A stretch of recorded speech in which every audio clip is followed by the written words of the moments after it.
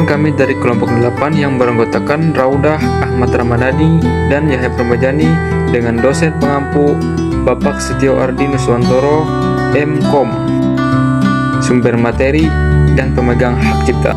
Kami membahas tentang materi manajemen proyek sistem informasi biaya dan risiko.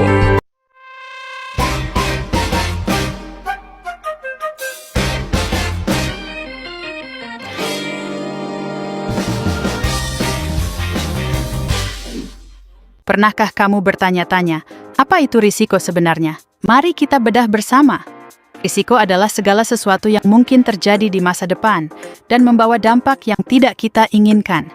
Bayangkan kamu mau berangkat kuliah naik motor, tapi langit mendung gelap. Risikonya adalah hujan. Dampaknya? Kamu bisa basah kuyup atau malah telat sampai kelas. Sama seperti di proyek IT. Risikonya bisa jadi server tiba-tiba down pas lagi launching. Atau programmer kunci tiba-tiba resign di tengah proyek. Bikin pusing, kan? Jadi risiko itu ada di mana-mana. Memahaminya adalah langkah pertama untuk mengatasinya. Setelah tahu apa itu risiko, sekarang kita akan belajar berbagai bentuk risikonya agar lebih mudah dipahami.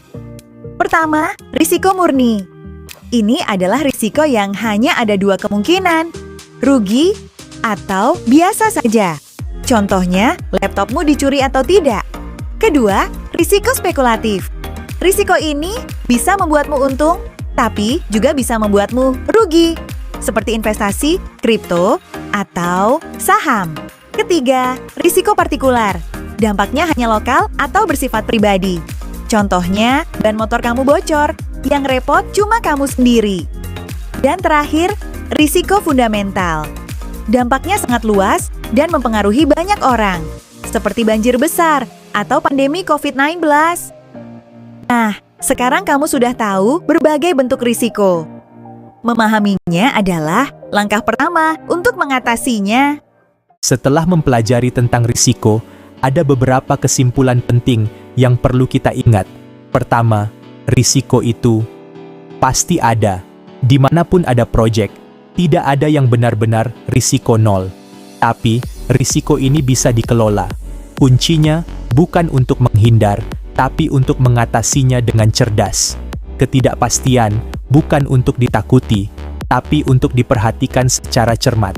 Sebuah manajer proyek hebat selalu melihat ke depan. Ia mampu menyiapkan payung sebelum hujan.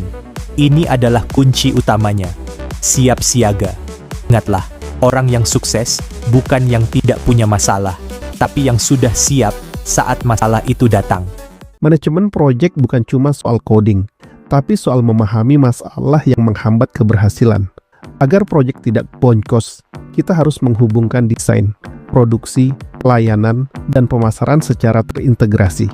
Membuat software itu seperti membangun rumah. Kalau manajemen biayanya buruk, di tengah jalan semen habis tapi uang sudah ludes. Akibatnya, proyek mangkrak. Dikelola biayamu dengan cerdas dan integrasikan setiap tahap proyek. Jangan sampai proyekmu bangkrut di tengah jalan. Pernahkah kamu bertanya-tanya, apa langkah-langkah tepat dalam menghadapi risiko? Yuk, kita bahas tentang manajemen risiko. Ada dua tahap awalnya. Pertama, identifikasi.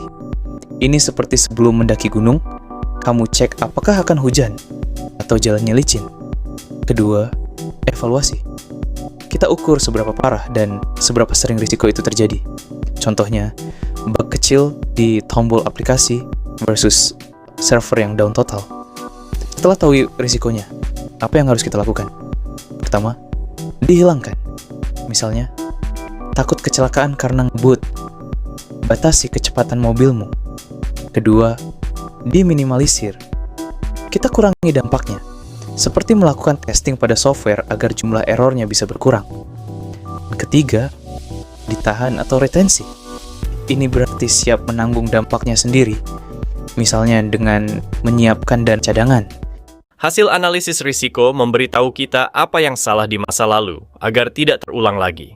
Ini adalah kaca spion sekaligus GPS untuk masa depan. Pernah lewat jalan pintas, tapi ternyata jalannya rusak parah dan bikin motor mogok? Besoknya, kamu pasti pilih jalan lain yang lebih aman. Itu namanya evaluasi. Kamu mengambil keputusan berdasarkan risiko yang pernah terjadi. Dalam proyek IT, jika proyek sebelumnya molor karena sering ganti fitur di tengah jalan, atau yang namanya scope creep, maka di proyek sekarang kamu akan membuat aturan ketat soal perubahan fitur sejak awal. Mencegah masalah sebelum terjadi. Kalau kita sudah tahu di mana letak lubangnya, kita tidak akan jatuh ke sana 2 kali, kan? Sama seperti belajar untuk ujian. Kalau tahu topik mana yang bikin bingung, kita akan fokus belajar di situ. Hasilnya, tidak perlu remedial, hemat waktu, dan nilai pun meningkat. Di proyek IT, tim yang terus lembur untuk memperbaiki bug yang sama, itu boros waktu dan uang. Tapi, kalau kita sudah tahu lubangnya, bug itu nggak akan bikin pusing lagi. Produktivitas naik, pengeluaran berkurang, dan keuntungan pun terjaga. Kerja cerdas, bukan cuman kerja keras. Pernah nggak sih proyekmu mangkrak di tengah jalan karena kehabisan dana? Itu bisa dihindari loh.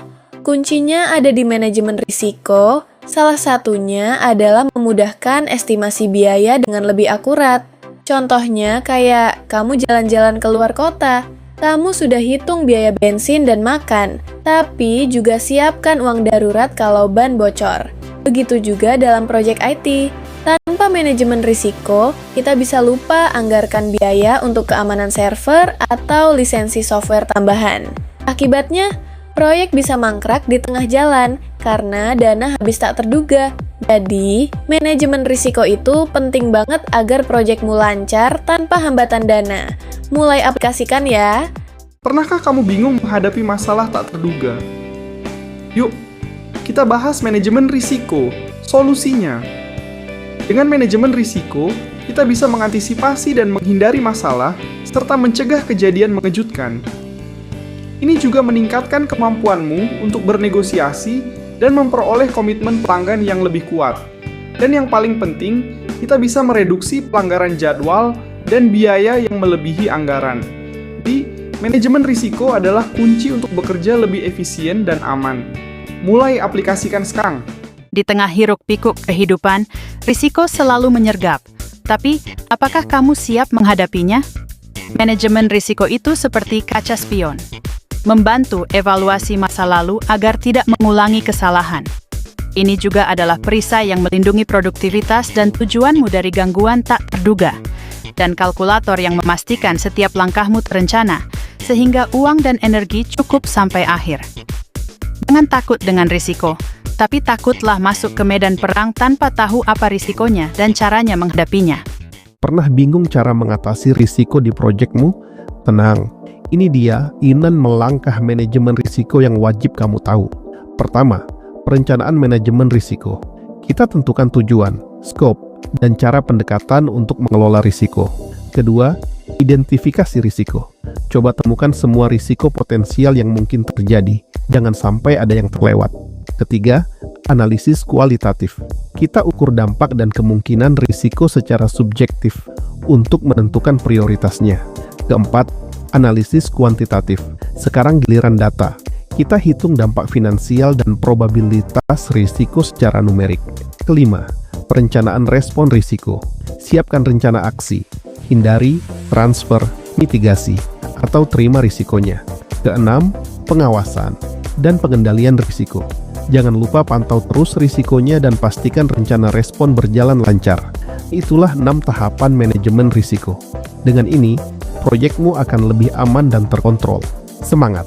Punya banyak tugas tapi waktu dan tenaga terbatas. Mengapa harus diurutkan berdasarkan kerugian? Kita tidak bisa mengurusi semua hal sekaligus. Maka, kita perlu fokus pada yang paling penting. Utamakan risiko yang paling sering terjadi atau yang paling menghancurkan keberlangsungan proyek Anda.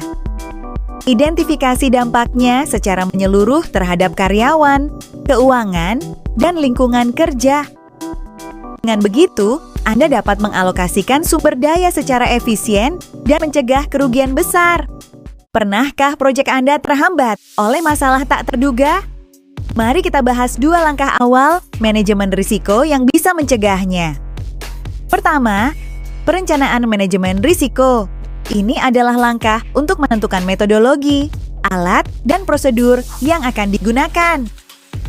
Tujuannya, menciptakan SOP agar penanganan risiko lebih terstruktur, seperti menyiapkan strategi sebelum mendaki gunung.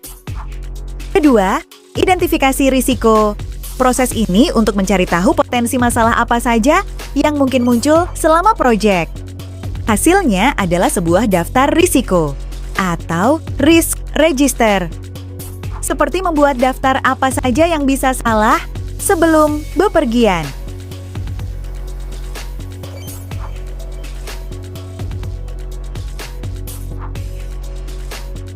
Dengan dua langkah ini, Anda sudah satu langkah lebih dekat dalam mengelola proyek secara efektif. Siap menghadapi tantangan? Pusing dengan banyak tugas dan risiko tak terduga? Tenang, ada cara mudah untuk atur prioritasmu. Kenalin, analisis risiko kualitatif. Metode simple untuk menilai dan mengatur risiko berdasarkan prioritas.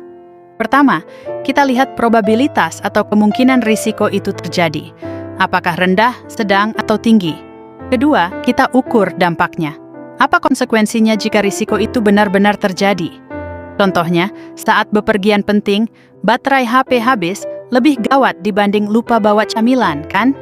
Dengan matriks ini, kita bisa menentukan prioritas risiko mana yang paling mendesak untuk ditangani. Dengan analisis risiko kualitatif, kamu bisa fokus pada hal-hal yang sesungguhnya penting. Mulai atur harimu. Sudah tahu analisis risiko secara kualitatif? Sekarang saatnya kita lihat sisi kuantitatifnya yang lebih presisi dan berbasis angka. Analisis kuantitatif ini menggunakan data numerik untuk memberikan estimasi potensi kerugian finansial dan dampak jadwal yang lebih eksak. Contohnya seperti ini. Jika ban mobil kempes, kita bisa menghitung biaya tambal ban dan waktu yang terbuang secara konkret. Atau dalam bisnis, jika server mati, kita bisa tentukan kerugiannya. Misalnya 10 juta per jam. Data ini sangat berharga. Dengan data angka ini, pengambilan keputusan manajemen risiko menjadi lebih akurat dan terarah. Analisis kuantitatif, solusi cerdas untuk risiko. Proyek jadi rumit karena risiko? Tenang, ada cara untuk siap menghadapinya. Yuk, kita bahas. Pertama, perencanaan respon risiko. Ini adalah cara kita membuat plan B sebelum masalah datang. Ada 4 strategi: hindari, kurangi, alihkan, atau terima risikonya. Seperti bawa payung atau beli asuransi. Kedua, pengawasan dan pengendalian. Ini penting untuk memastikan proyek tetap di jalurnya. Seperti saat mengemudi, kita terus pantau indikator dan spion agar perjalanan tetap aman sampai tujuan. Dengan 2 langkah ini, kamu siap hadapi risiko dan bawa proyekmu ke arah kesuksesan. Pernah proyek IT molor dan bikin panik? Kenalan sama RBS, peta risiko yang nyelamatin timeline. RBS adalah struktur yang memetakan sumber masalah, supaya tim tahu potensi risiko sejak awal, bukan saat sudah kebakaran. Ada 4 kategori utama: bisnis, technical, organizational, dan project management. Contohnya, cash flow threat, server rewell, user kurang dukungan, estimasi waktu ngawur atau komunikasi mandek. Cara pakai: identifikasi risiko, kelompokkan di RBS, nilai dampak peluang, tentukan aksi mitigasi. Siap pakai di sprint berikutnya. Kenapa kita harus repot mengelola risiko? Karena ini adalah investasi agar bisnis kita tidak hanya bertahan, tapi berkembang pesat. Pertama, sebagai bahan evaluasi yang membantu mengambil keputusan yang lebih baik dan tepat. Kedua, meningkatkan produktivitas kerja yang secara langsung berdampak pada peningkatan keuntungan. Dan ketiga, memudahkan estimasi biaya proyek sehingga keuangan kita lebih terkontrol. Jadi, manajemen risiko itu bukan jaga-jaga, tapi langkah cerdas untuk masa depan bisnis Anda. Halo, pernahkah kamu bingung cara terbaik menghadapi risiko? Yuk, kita bahas 4 strategi praktis yang bisa kamu pakai. Pertama, risk avoidance. Ini adalah cara menghindari risiko sama sekali dengan mengubah rencana, seperti tidak lewat jalan banjir agar motor tidak mati. Kedua, risk reduction. kita melakukan aksi untuk memperkecil dampak risiko. Contohnya memasang alarm kebakaran agar kerusakan tidak meluas. Ketiga, risk transfer, memindahkan tanggung jawab risiko ke pihak lain. Misalnya, pakai jasa kurir berasuransi agar jika barang pecah, mereka yang tanggung jawab. Terakhir, risk retention, menerima kerugian kecil karena dampaknya tidak signifikan atau tidak ada pilihan lain, seperti salah hitung kembalian yang nilainya kecil. Nah, sekarang kamu sudah tahu 4 strategi menghadapi risiko. Punya banyak masalah proyek, tapi bingung mulai dari mana. Kita tidak bisa mengurusi semua hal sekaligus, kan? Solusinya adalah dengan mengurutkan risiko berdasarkan kerugian yang ditimbulkannya. Ini penting karena sumber daya kita terbatas. Fokus pada risiko yang paling sering terjadi atau yang dampaknya paling menghancurkan keberlangsungan proyek Anda. Caranya, identifikasi dampaknya. Lihat apa pengaruh risiko itu terhadap karyawan, kondisi keuangan, dan lingkungan kerja. Dengan begitu, Anda bisa mengalokasikan energi dan biaya secara efektif, memastikan proyek tetap on track. Pernah dengar kata mencegah lebih baik daripada mengobati? Ini kunci utama dalam manajemen proyek IT. Seperti halnya, jika kamu merasa pusing dan bersin tapi diabaikan, bisa berujung flu berat. Begitu juga dengan proyek IT. Server melambat dan CPU penuh adalah isu. Dibiarkan, sistem bisa crash dan merusak semua pekerjaanmu. Jangan tunggu sampai meledak. Pasang mata dan telinga dengan alat monitoring untuk deteksi dini potensi masalah. Setelah masalah teratasi, lakukan review. Tanyakan kenapa hal itu bisa terjadi dan apakah solusinya efektif. Jadikan pengalaman ini sebagai buku saku agar kesalahan yang sama tidak terulang lagi. Mencegah adalah kuncinya. Terima kasih sudah menonton, teman-teman. Sampai di sini materi tentang manajemen proyek sistem informasi, khususnya dalam pengelolaan biaya dan risiko. Semoga melalui video ini kita semua bisa lebih memahami bahwa sukses proyek tidak lepas dari perencanaan anggaran yang matang dan kesiapan menghadapi risiko. Terima kasih banyak atas perhatiannya. Mohon maaf apabila ada kekurangan dalam penyampaian materi. Sampai jumpa di video berikutnya.